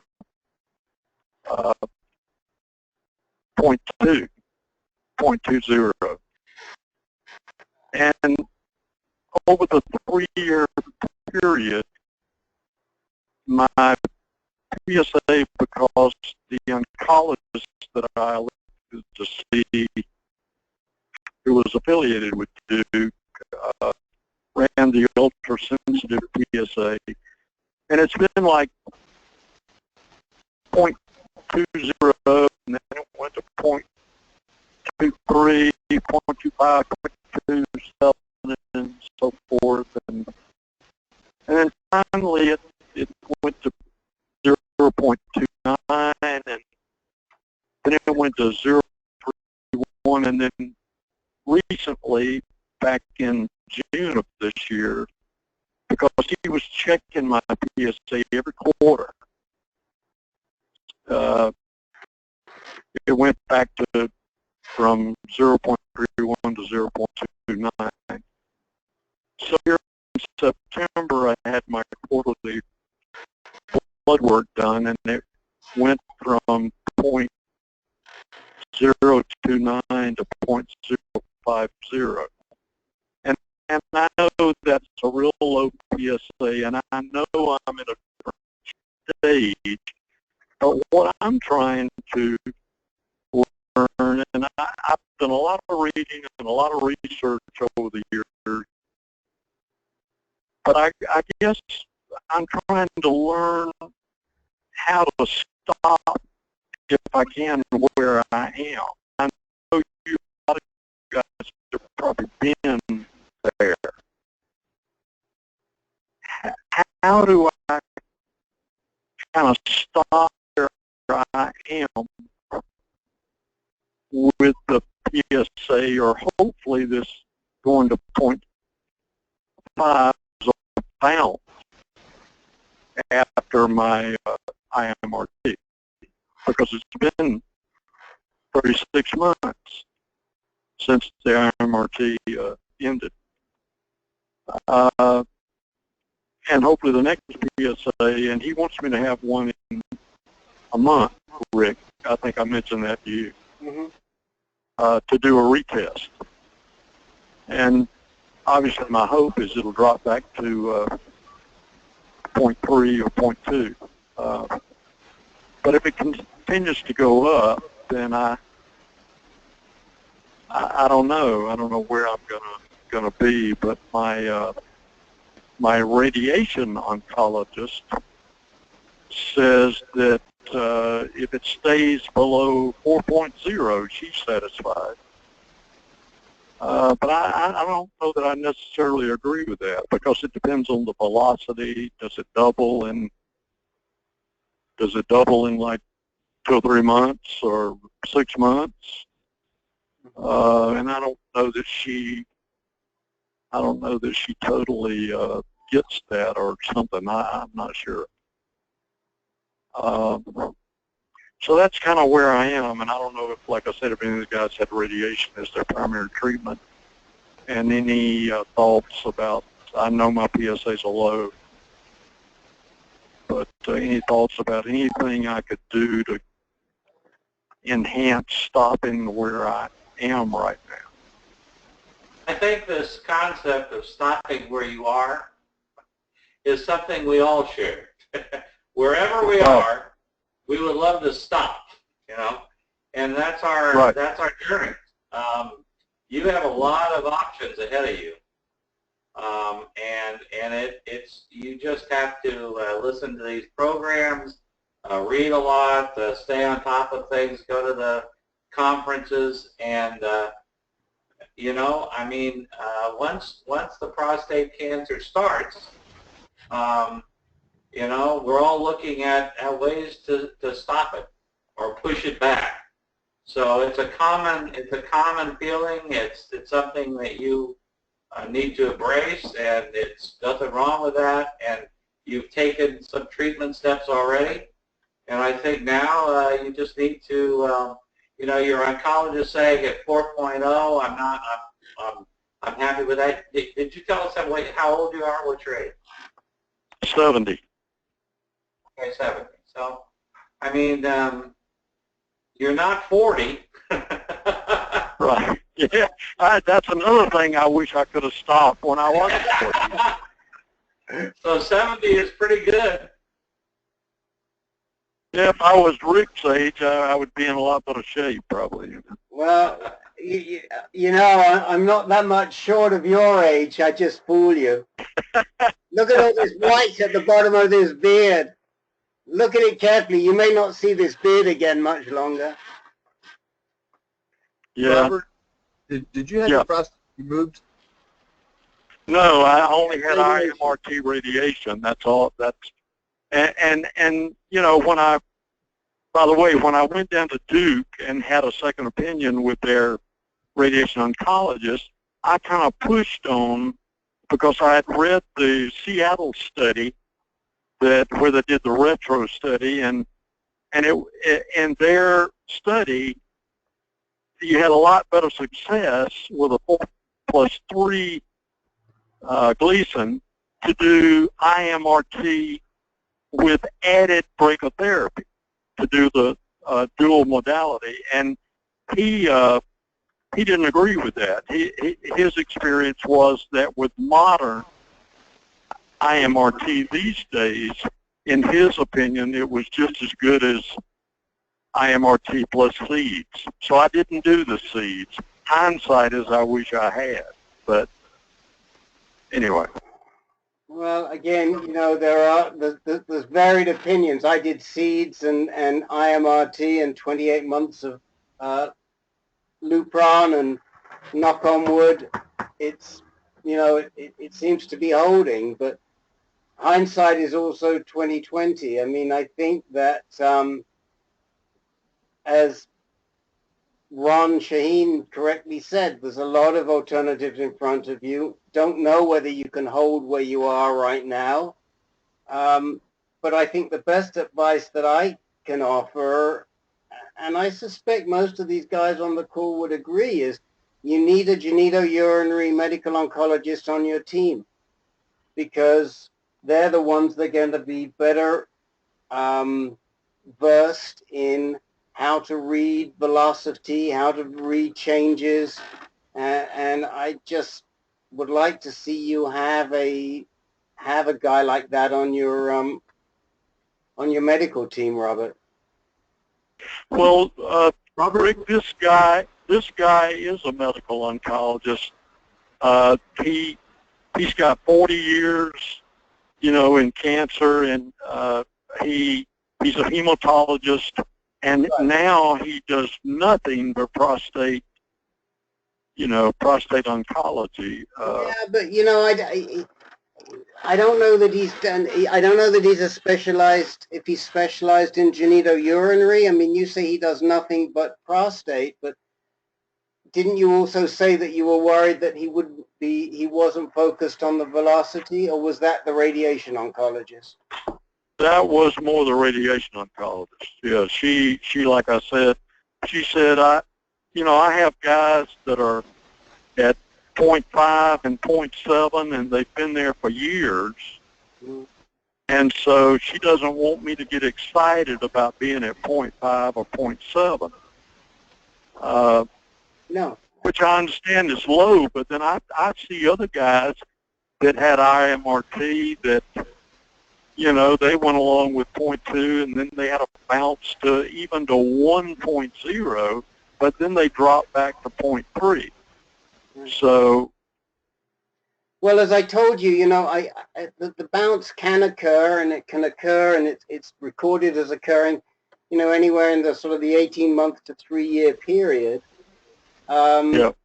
But you are really, you know, you're right at the tail end of that 3 years. So could it be a bounce? Possibly could be a bounce. But somebody else wanted to say something. Who was that? That's Peter. Robert, how long have you been off hormone treatment? How long have you been off Lupron?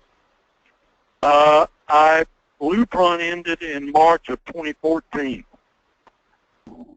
Yeah, well, I mean, and a short answer to your question is how can you stop this is you can talk to your oncologist about intermittent hormone therapy, intermittent ADT, and go back on it if you tolerate it. If you're not sensitive to it, you can probably, you know, if you're still sensitive to it, it will work for you probably. But I tend to agree with the with your radiation oncologist of just watching it for a little while and see what happens. Right. This is Jake. Rick, and you can correct me if I'm wrong, and I probably am. I usually am. But if you have a prostate, doesn't it always produce some PSA? Absolutely. Yes. Absolutely. Huh? Yes, you're very right. Okay, so a guy who's had a prostatectomy should have a low PSA all the time. Yeah. But somebody with a prostate, like Ronald with his IMRT, or me with my focal cryo, I'm always going to have some PSA because I still have a prostate. Right. Right. Right. Yeah, and that's a good point. And you know, and every guy, you know, I know you guys know this, but every guy is different. I mean, some guys after IMRT may stay at a 0.2 or 0.3 for 10 years, and then other guys may stay at a 0.5 or 0.7 for 10 years and then not progress. Yeah, I mean, I think Robert's concern, and rightly so, is that in the last 3 months, his PSA went from around 0.30 to about 0.50. And, you know, when you've been following your PSA and it's been in a stable range for quite a long time and it suddenly jumps, that can be a significant pointer. And I think that's the right concern. Now, how serious is that concern and what should you do? Well, probably as Peter said and as Robert is doing, you follow it for a little bit. I mean, certainly if you saw another jump when you do it in another month's time, then you've got to start thinking about, well, maybe I should start some treatment right now. But it's the jump, it's not the absolute amount, it's that velocity that is bothersome. Right. Okay. Anybody else want to add anything? Yeah, I do. Bill Burhan's here. Please, Bill. I'd like to go back to Walter Longo's study.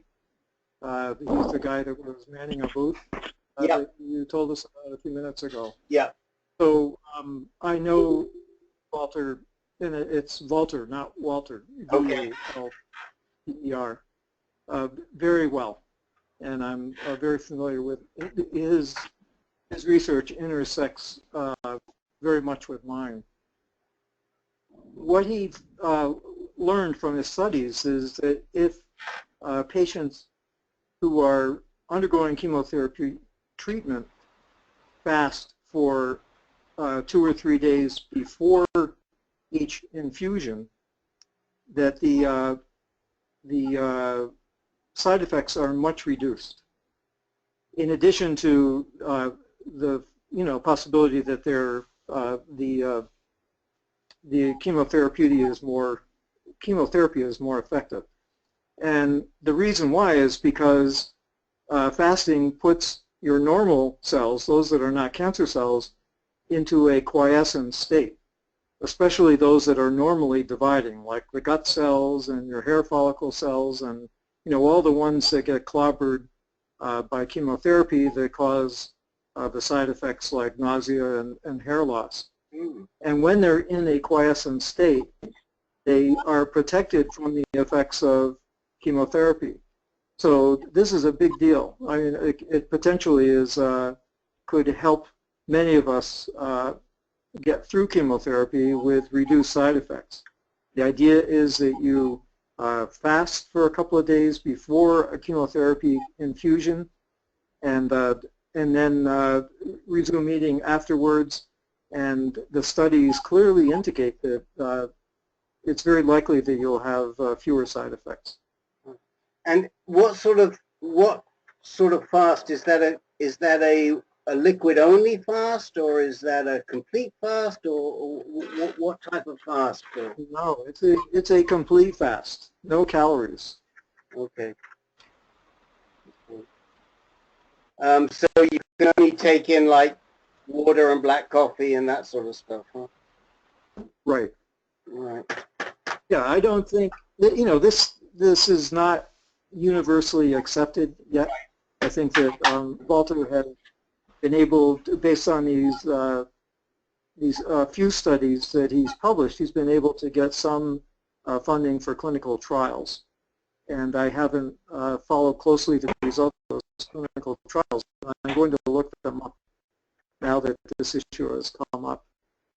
But I know that my colleagues at Roswell Park who are on the clinical side are skeptical of this, but as somebody who knows better than they do what the underlying mechanism is, I think that their skepticism is perhaps unwarranted.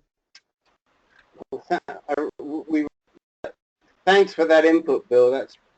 It's valuable, and it comes from a source that we all trust. So, guys, you've heard it here, and it's something to think about, especially those of you who are currently on chemo. It may have a difference, and there are plenty of testimonies from people that have fasted and do say that it's made a difference. Before I went on chemo, there were several Inspire articles about fasting prior to chemo, and I don't know if maybe Bill or somebody actually had written to that. I always, my common sense just made me feel that by making me more vulnerable, but not eating for a couple of 2 or 3 days, would just make me weaker and more vulnerable. I didn't really want to go into chemo in a weakened state.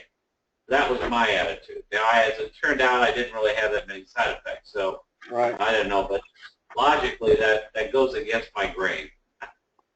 Yes, and that's exactly the concern that many clinicians raise, and it's a well-founded concern. So that gives me a great opportunity to say here what I should have said earlier. Don't do this without consulting your oncologist, and they get their approval. It's not clear how much of how much fasting for a couple of days will weaken your system, and whether or not that really would be is a legitimate concern, but I just thought I would throw it out there since Rick had brought up.